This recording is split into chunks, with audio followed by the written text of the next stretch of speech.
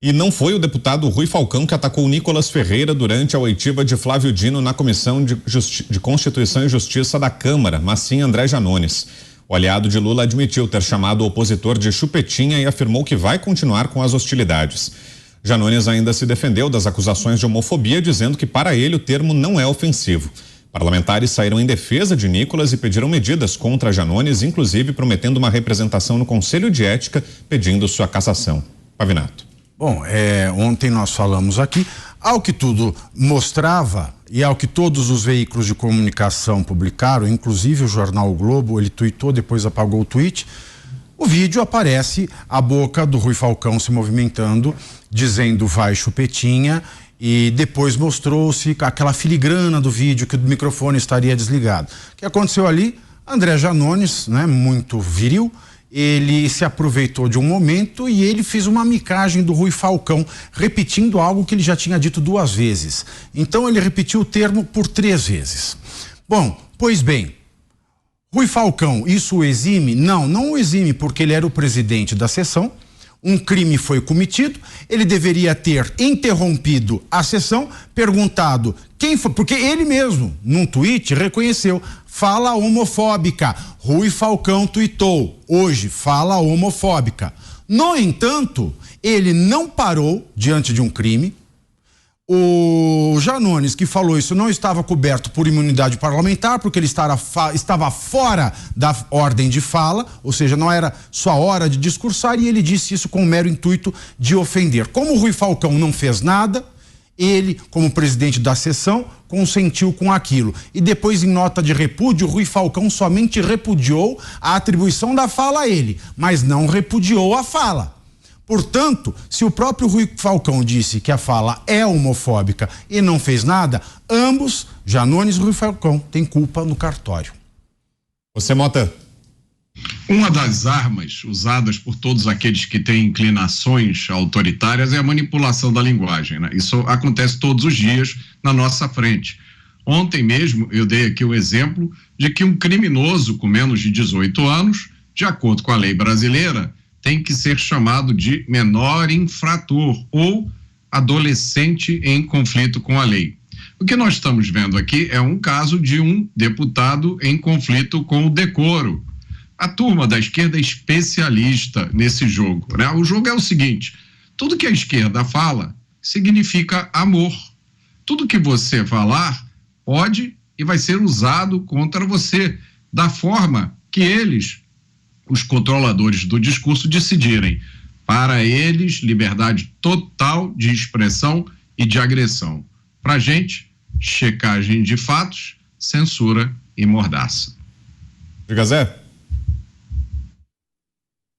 E o mais grave dessa história aí é que o deputado Nicolas, isso já passa a ser bullying. Ele é constantemente chamado disso aí em virtude de um vídeo íntimo dele vazado ainda durante a campanha eleitoral, numa tentativa de acabar com a carreira política dele como se isso fosse uma agressão. Mas na verdade ele disse que não é ele no vídeo, né, Zé? Não era ele. Fala que não é isso. Isso. Então ele nega para uma pessoa parecida com ele, mas para ter uma ideia do que o Pavinato falava aqui ontem muito bem, de que são pessoas que vivem fazendo esse discurso e usam a própria ignorância e a agressividade para fazer o mesmo discurso contra outros. Ontem falavam que o Nicolas era homofóbico e tal, e hoje eles atacam o Nicolas com a mesma agressividade, com o mesmo sinal de que isso seria uma coisa que atrapalharia a carreira do Nicolas. E não seria. Isso é apenas uma condição, isso não muda em nada a situação do Nicolas no Congresso Nacional, que foi muito bem eleito exatamente para representar o povo, representar os seus eleitores. Esse episódio, eu acho ele muito importante. Primeiro, o seguinte: o deputado Rui Falcão, presidente do PT, ex-presidente do PT, deixou a coisa correr solta. E outra, mostra claramente qual é a estrutura e a estratégia dos governistas em depoimentos assim. E terceiro, mostra que há um incômodo, ou seja, a oposição está sim fazendo o seu papel, que é principalmente incomodar. Diga, Dantas. Olha, o Janones, ele talvez seja o único brasileiro a desfrutar da prerrogativa de espalhar fake news sem ser punido e também agora espalhar o ódio. E ainda recebe apoio do Felipe Neto, que integra um gabinete que foi criado pelo governo para combater o discurso do ódio. Durante a campanha e também na transição, Janones espalhou uma série de fake news. Ele gravou vídeo na frente do Ministério da Economia, dizendo que o Guedes ia baixar a portaria para taxar todo mundo, para acabar com Previdência, uma série de coisas nada a ver. Ele depois editou vídeo do Bolsonaro e espalhou vídeo do Bolsonaro sugerindo também que o Bolsonaro dizia que tinha que mentir mesmo para ganhar a eleição. Eu tinha separado aqui, ó, ele chegou a ser convocado aí pro grupo de transição, né? Mas o pessoal ficou com um pouquinho de medo dele.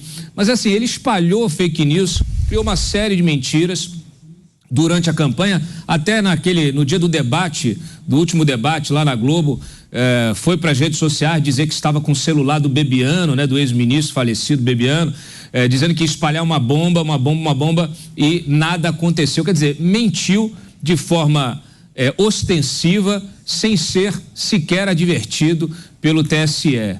E agora passou a empenhar aí o seu discurso em ofensas a parlamentares. Esse caso específico, se ele não resultar em alguma punição, ficará muito claro que esse sujeito pode fazer o que quiser, que não será punido.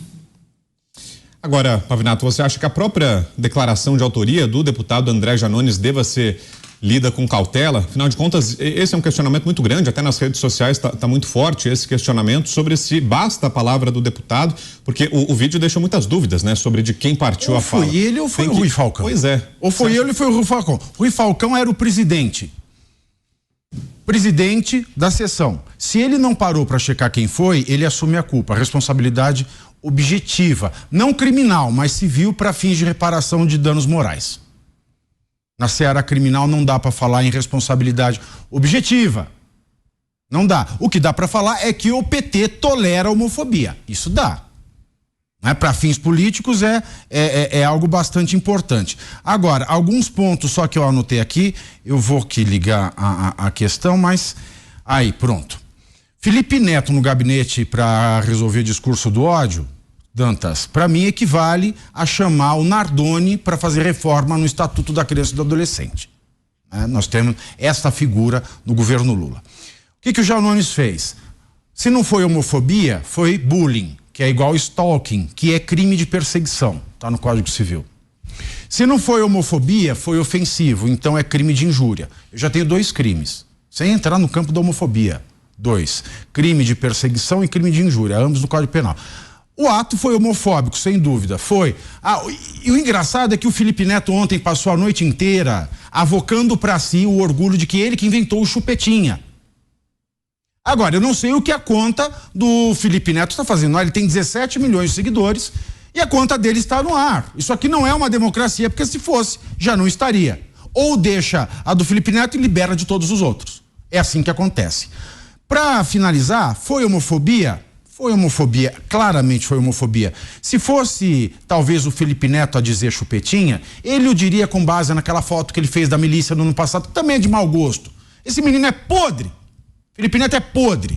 Mas, como Janones, segundo o Nicolas Ferreira, ele foi atrás de um ator pornô que fosse igual o Nicolas Ferreira, ficou amigo dele nas redes sociais, depois desfez a amizade, segundo o deputado Nicolas Ferreira, em entrevista hoje no Pânico mais cedo.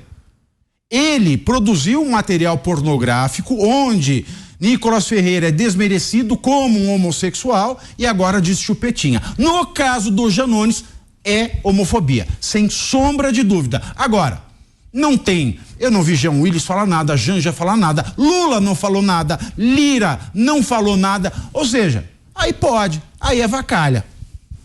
A gente já segue nesse debate. Rapidinho eu trago aqui a nossa enquete de hoje. A pergunta é: você apoia a CPMI do crime organizado? Falamos sobre esse assunto agora, né, na entrevista com o deputado federal Marcel Van Hatten, do Novo, do Rio Grande do Sul. É o tema da nossa enquete de hoje. A pergunta fica no ar no site da Jovem Pan, já está aí na tela para você, www.jovempan.com.br, e também no Twitter, no perfil oficial da Jovem Pan, que é o @JovemPanNews.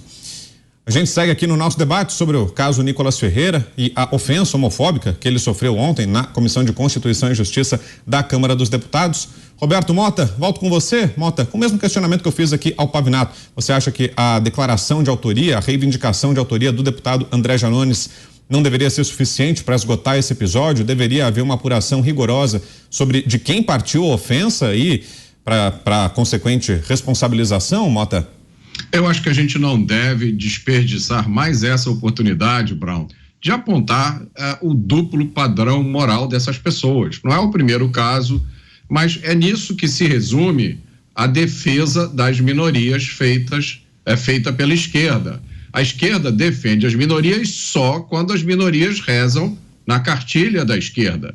E aí minorias de todo tipo. Qualquer um que pense diferente da esquerda tem a sua condição de minoria usada como ofensa. Isso é feito publicamente, é como o Pavinato disse, nas redes sociais, na cara de todo mundo. Se você entrar nas redes sociais, você vai ver um espetáculo bizarro, não só desse tipo de declaração, mas da quantidade de pessoas que curte e coloca comentários de apoio a isso.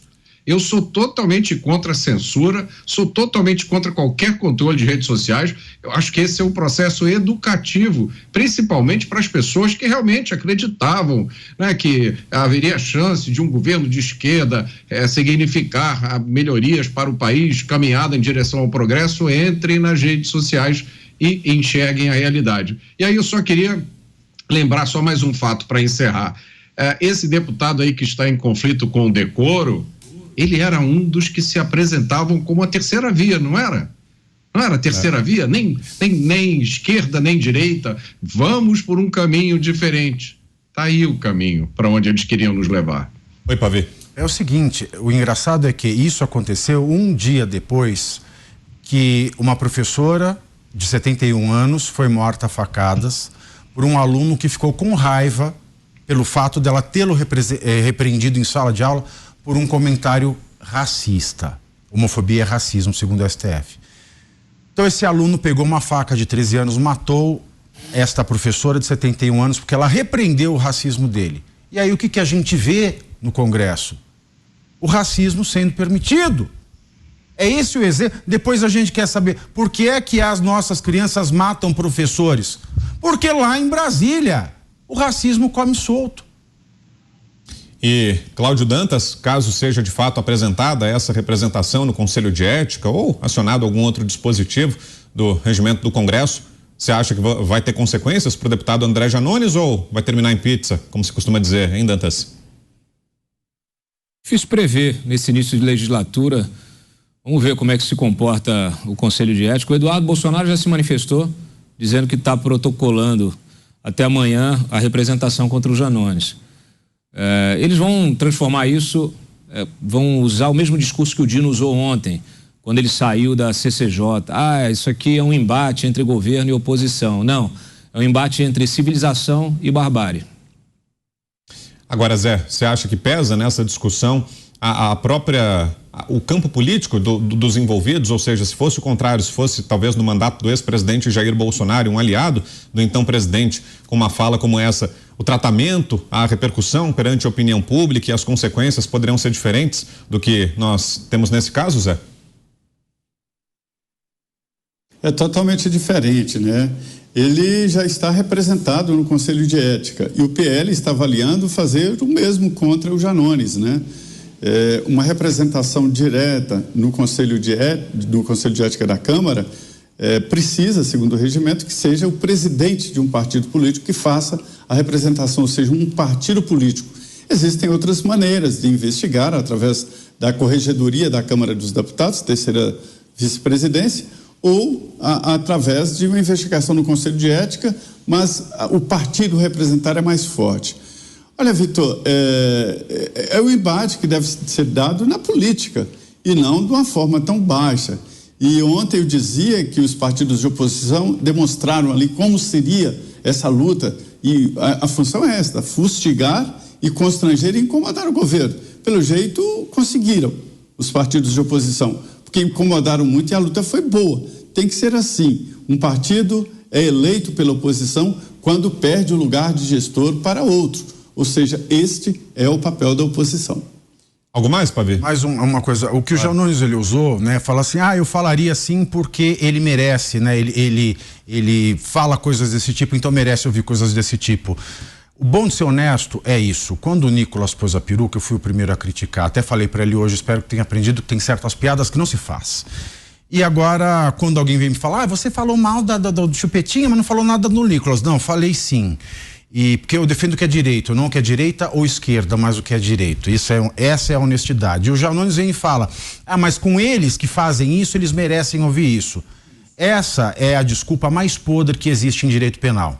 Quando uma mulher é estuprada e a defesa do estuprador fala, mas essa mulher, ela é fácil, essa mulher é prostituta. Uma prostituta pode ser estuprada. Não é porque ela é prostituta, não é porque ela pratica muito sexo que ela não pode ser estuprada. Então o que o Janones fez ao dizer que ele merece ouvir isso porque ele fala coisas desse tipo, não fala. Mas só a defesa do Janones foi a mesma coisa de dizer, você pode estuprar uma mulher que faz muito sexo. E esta é a coisa mais abjeta e abominável que alguém pode dizer.